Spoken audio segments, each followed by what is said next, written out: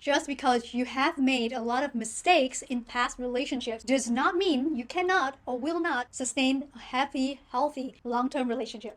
Hi, I'm Ling, and I grew up never having had what I consider a healthy relationship model. I worked a lot on myself, and now I have been in a supportive and loving relationship for more than 3 years. I would love to share my journey with you in hope that it will bring you some new perspectives and inspiration on your own journey to finding your person. I will be dropping a lot of lessons and wisdom nuggets along the way, so you're in for a good ride. I have been through various different types of relationship before meeting my current boyfriend, and even though in the moment they felt painful to be in, I am grateful for them now because through all those experiences, or sometimes I call them experiments, I got to learn more about what I want and what I don't want in a romantic relationship. There was one person that I cared deeply about as I got to know him from the very beginning. He was very clear about the fact that he did not want a relationship, but I still persisted and kind of forced myself on him, thinking or hoping that he would change one day. And I'm telling this story because I know this is quite common among many women. It lasted for a while, and why it really helped me see how much I was capable of growing out of love for somebody else. It reinforced a lot of self-doubts and insecurities within me because I was with someone who didn't want to be with me, who didn't want to put in the work nor the commitment. Everything we did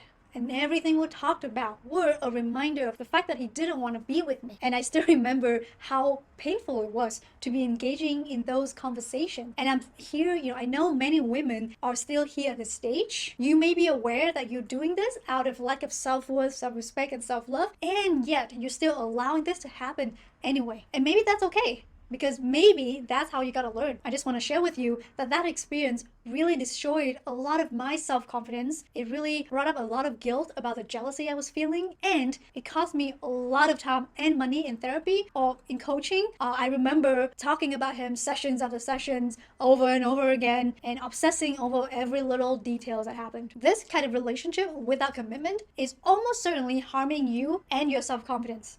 And that experience taught me a lot about how important commitment and safety are to me as a woman in a relationship. I have also been with a woman before, and I learned that I didn't like it because it pushed me to be more in my masculine energies, and that wasn't my natural, authentic self. So I came to learn that I did not want to be with a woman. I like men. And there was this one guy that was very gentle in his manner. That was my first time meeting such a person. And even though he was too feminine for my liking, that experience taught me that I actually really enjoy being treated with some level of sensitivity and kindness. And my boyfriend, I feel, has a perfect balance of that softness and kindness and the manliness and the masculinity that I really love seeing in men. Oh, and one more example. I used to have a strong fear of abandonment that one time I started seeing this guy who literally lived in the same apartment building as me, and yet he was still too busy to see me. He could only meet me at 10-11 p.m. It's not what you're thinking, we just met up to talk, but that experience really showed me how much my fear of abandonment had been impacting my life. My boyfriend now still lives around 3-4 hours away from me, and yet I get to see him every 2 or 3 weeks. And this relationship has never really felt like a long distance relationship to me.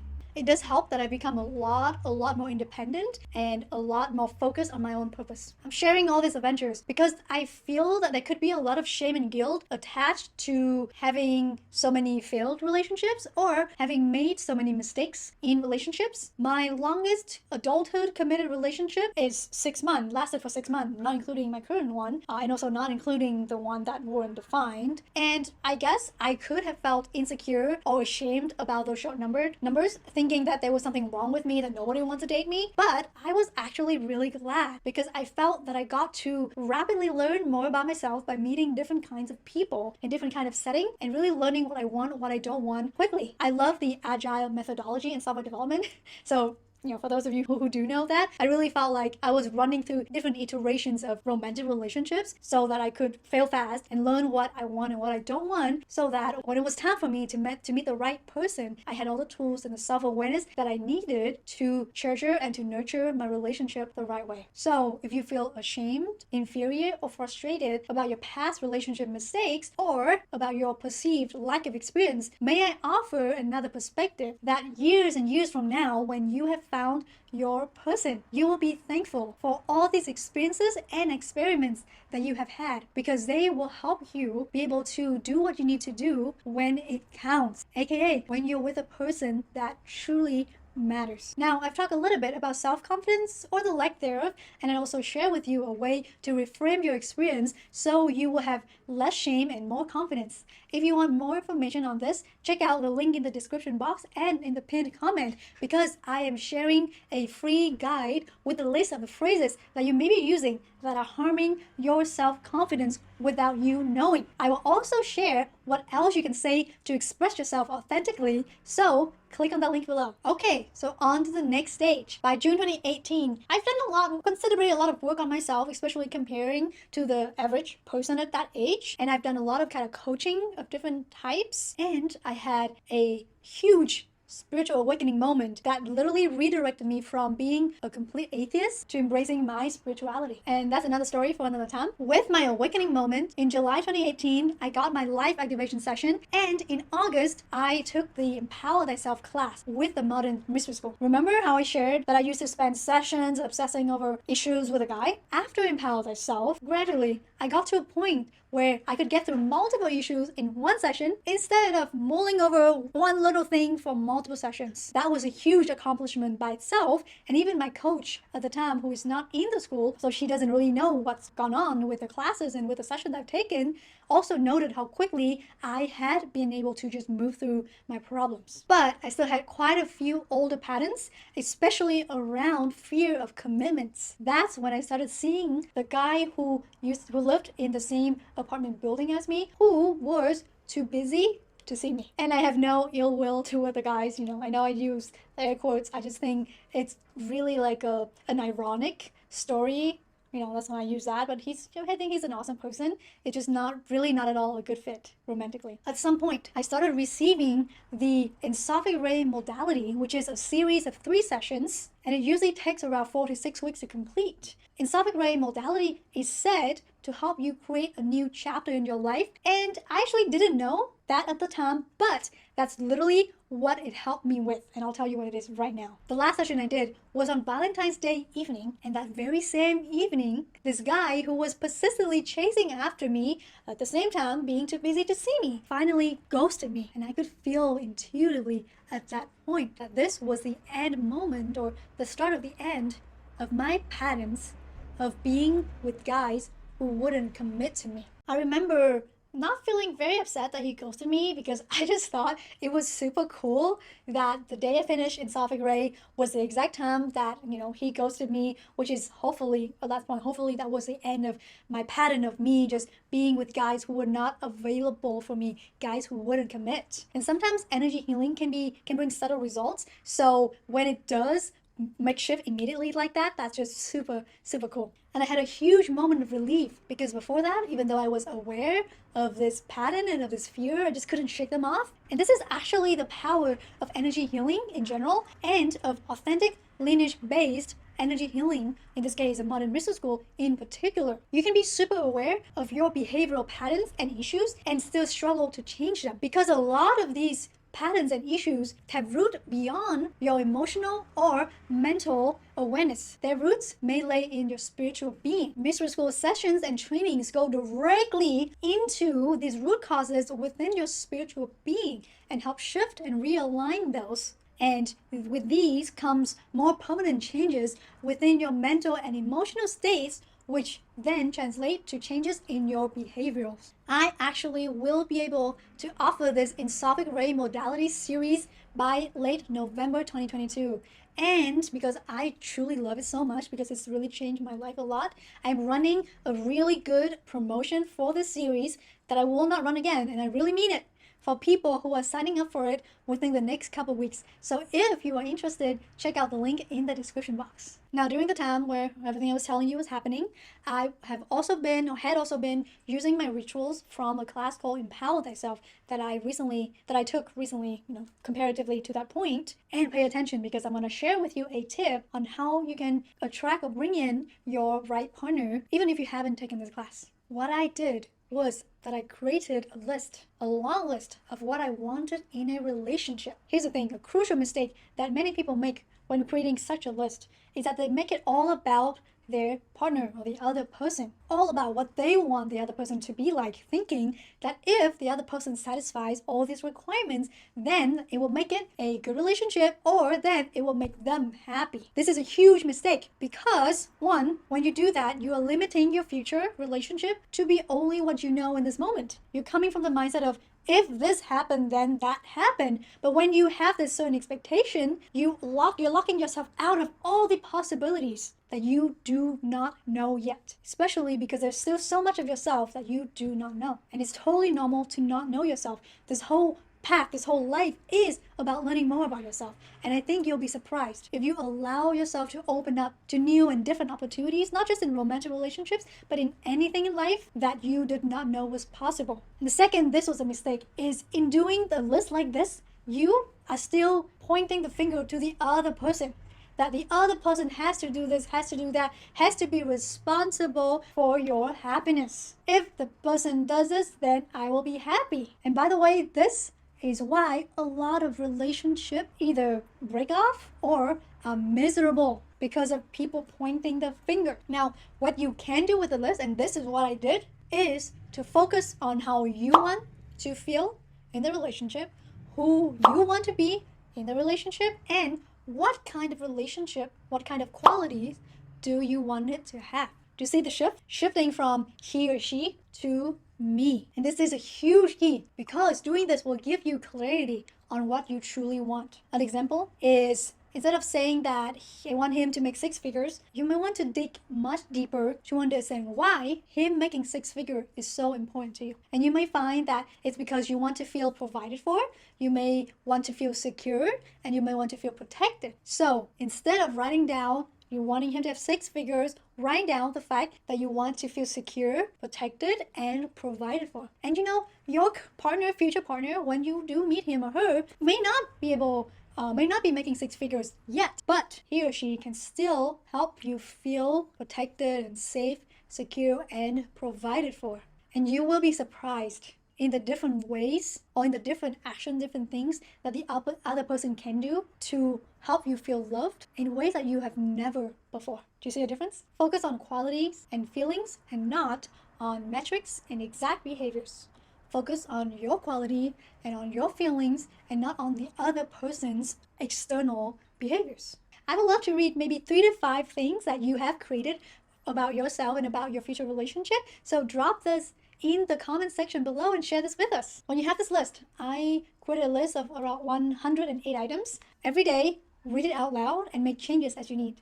It is most likely that when you start reading this daily, you will start experiencing things in your world that show you certain things on your list you actually don't want, and certain things that are not yet on your list you actually do want. And so it's also important to keep reading this every day and to change your list as needed, because you're getting to know yourself more and more every day. And because I have done Empower Thyself at this point, I use all of the rituals I learned from Empower Thyself together with this list, and I felt a lot more support, a lot stronger. Think of it like, instead of having just you working on your goal, now with all these rituals you have 10 more people working and focusing on accomplishing the same goals. So if you have done Empower Thyself, you can do that. And if you haven't, what are you waiting for? Check out more information in my description box below. Now, I do have to have a disclaimer that all these tools that I offer, even though I got the results that I'm sharing with you, you may not get the same results like me. And it's because these are tools for empowerment. And for me, in my particular case and in my life, my empowerment led to me finding the right partner quite earlier than I expected, but it may not actually be the best thing for you yet, even if you may really be wanting to find the one or the person right now. What they can and will help you with, though, is to help you understand yourself better and develop much stronger self-trust and self-confidence.